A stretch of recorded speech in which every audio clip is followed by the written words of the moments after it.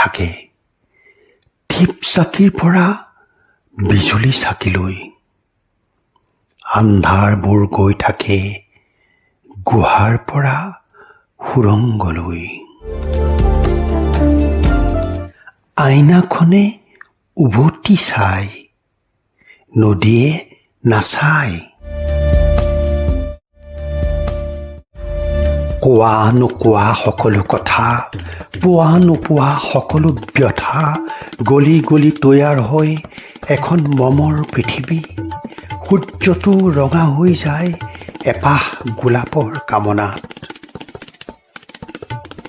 আকৰ্ষণ, আমন্ত্ৰণ, আগমন, আলিংগন, মহাকাশৰ নিহাৰিকাৰ পৰা সেই নিশাহৰ নাসিকালৈ বিন্দু বিন্দু হেঁপাহৰ সিন্ধু, উচ্ছল উত্তাল। অৱশেষত এটা অনুবীক্ষণত ধৰা পৰে শৰীৰৰ সত্য, প্ৰেমৰ অৰ্থ, কবিতাৰ ছন্দ।